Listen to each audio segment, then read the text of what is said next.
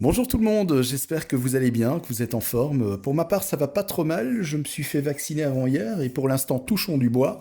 Je n'ai aucun symptôme, à part bien sûr une douleur au bras qui est tout à fait classique et normale, mais à part ça, tout va bien et j'espère que vous aussi de votre côté, tout se passe bien. Nouvelle vidéo en électricité, avec un petit peu d'électronique quand même dans cette vidéo que je vais vous faire aujourd'hui et que je vais vous expliquer dans un instant. Notamment, on va parler du pont redresseur. Le pont redresseur, en fait, est un appareil composé de 4 diodes. Le but est de transformer le courant alternatif en courant pulsé, c'est-à-dire presque continu.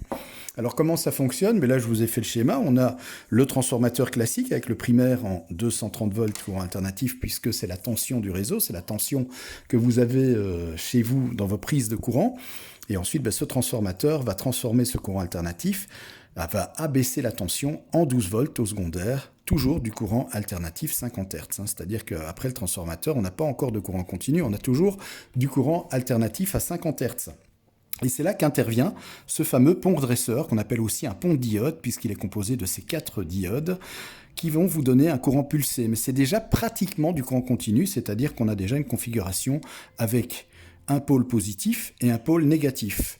Le pont dresseur, il se représente comme ceci, donc c'est un composant avec les entrées alternatives ici, donc c'est-à-dire la sortie transformateur, vous la raccordez ici, et ensuite, vous ressortez avec votre positif et votre négatif.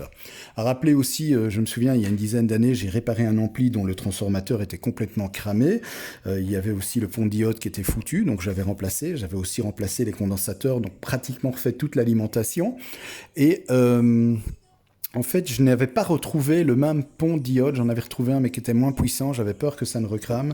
Donc en fait, j'ai fait moi-même le pont redresseur en couplant les diodes de cette manière-là. Donc c'est aussi une façon de faire puisque on peut le faire soi-même. Ce pont redresseur, vous raccordez simplement vos diodes comme sur la configuration que vous voyez ici. Donc en fait, avant le pont redresseur, on a du courant alternatif, donc voilà du courant alternatif, c'est ce qu'on appelle une sinusoïde, avec une alternance positive qui passe par 0, ensuite qui est négative, et ce cycle-là se fait en fait 50 fois par seconde. Voilà, chez nous, la fréquence est à 50 Hz, donc ce cycle-là se fait 50 fois par seconde. Ensuite, après le pont redresseur, on va avoir ce qu'on appelle un courant pulsé. Donc on n'a plus de courant alternatif, c'est-à-dire que l'alternance négative que vous voyez ici, on va la ramener en positif. Ça va donner donc ce courant qui ressemble à des petits ponts, comme ça, c'est un courant pulsé. Et pour avoir du courant continu, on va utiliser un condensateur, ou plus, en général c'est plusieurs condensateurs pour avoir un parfait lissage.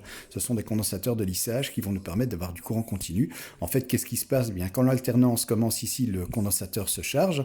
Ensuite, quand ça redescend pour repasser vers 0, c'est à ce moment-là que le condensateur va se décharger et ça va nous donner du courant continu. Voilà, c'est aussi simple que ça. Alors, c'est une configuration qui concerne les amplis de puissance, les amplificateurs audio, hi-fi. Souvent, on en retrouve dans les amplis des années 80, des années 70, c'est plus, je vais dire, l'ancien système, puisque maintenant on utilise davantage ce qu'on appelle les alimentations à découpage, qui ont l'avantage de faire que ça pèse déjà moins lourd dans l'amplificateur ou dans l'appareil, puisqu'on n'a plus le gros transformateur, puisque mine de rien, le transformateur, il a son poids. Donc c'est l'avantage des alimentations à découpage. Maintenant, c'est vrai que pour la qualité du son, on recommande quand même cette configuration-là, c'est-à-dire d'un transformateur avec un pont dresseur et des transformateurs et des condensateurs de lissage. À rappeler, donc, à l'époque, comme je l'ai dit, je ne sais pas si je vous l'ai dit d'ailleurs, je ne sais plus, mais j'avais fait en fait moi-même le pont dresseur d'un amplificateur puisque je n'avais pas retrouvé cette pièce. En tout cas, j'avais retrouvé un pont dresseur, mais qui était moins puissant. J'avais peur qu'il ne puisse pas tenir le coup, donc j'avais refait un pont diode moi-même. Et ça fait une dizaine d'années maintenant. Et mon ami, qui a toujours cet ampli d'ailleurs, fonctionne à merveille et va toujours. Donc voilà, c'est vraiment très simple de faire un pont redresseur. Merci en tout cas d'avoir regardé cette vidéo. Surtout, n'hésitez pas à mettre un petit pouce bleu. N'hésitez pas aussi à vous abonner à la chaîne, pardon.